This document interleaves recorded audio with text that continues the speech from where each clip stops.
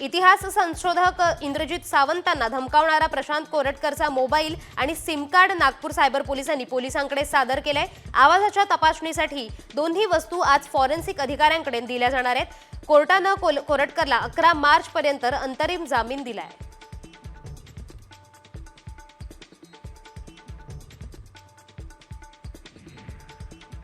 मुंबई शहर आणि उपनगरातील रस्ते कामे आणि त्या संबंधित कामे 31 मे 2025 पूर्वी पूर्ण करा असे सक्त निर्देश महानगरपालिका आयुक्त भूषण गगरानी यांनी दिले।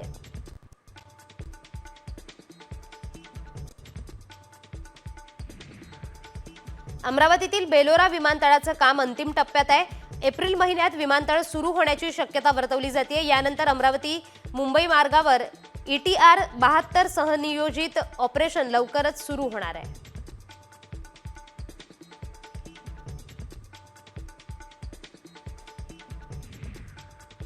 नवी मुंबई महानगरपालिकेचे भोकरपाडा जलशुद्धीकरण आज दुरुस्तीच्या कामासाठी 10 तास बंद असणार आहे। दुरुस्तीच्या कामामुळे आज सकाळी 10 ते रात्री 8 वाजेपर्यंत नवी मुंबई शहरात पाणी पुरवठा बंद ठेवण्यात येणार आहे। नागरिकांनी पाणी जपून वापरण्याचे आवाहन केले।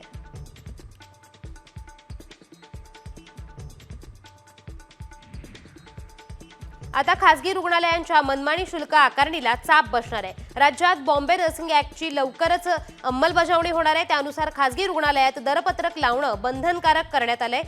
आदेश न पाळल्यास कारवाई करण्याचा इशारा आरोग्यमंत्री प्रकाश आंबेडकरांनी दिलाय।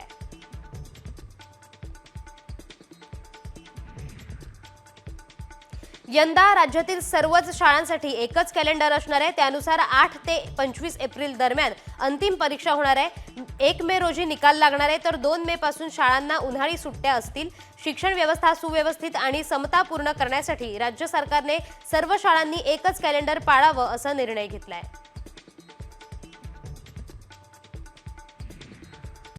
कॉमस्कोर नुसार आता isakal.com आहे देशातील नंबर 1 ची मराठी न्यूज वेबसाईट। प्रत्येक अपडेटसाठी isakal.com ला नक्की भेट द्या। सावित्रीबाई फुले पुणे विद्यापीठातील प्रवेश परीक्षा अर्जांसाठी 13 मार्च पर्यंत मुदतवाढ देण्यात आली आहे। विविध विभागातील पदवी पदव्युत्तर अभ्यासक्रमांच्या प्रवेश परीक्षेच्या ऑनलाईन अर्जासाठी ही मुदतवाढ आहे। विद्यापीठाच्या अभ्यासक्रमांसाठी प्रवेश परीक्षा अनिवार्य आहे।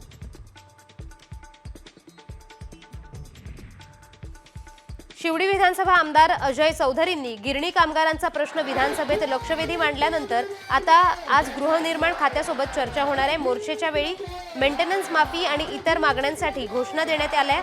म्हाडा आणि सरकार विरोधात गिरणी कामगारांचा आक्रोश यावेळी करण्यात आला।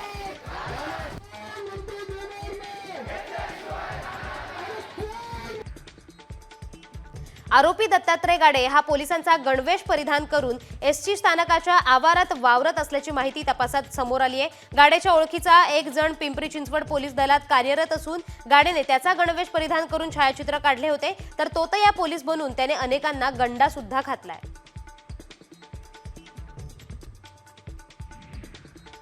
जीपीएसचे सिग्नल आता चंद्रावर सुद्धा प्राप्त झालेत। चंद्राच्या पृष्ठभागावर पृथ्वीवरील जीपीएस सिग्नल मिळवण्यासाठी अमेरिकेची अवकाश संशोधन संस्था नासा आणि इटलीच्या अवकाश संशोधन संस्थेला यश मिळवलंय। 3 मार्च रोजी हे सिग्नल प्रथमच मिळाले।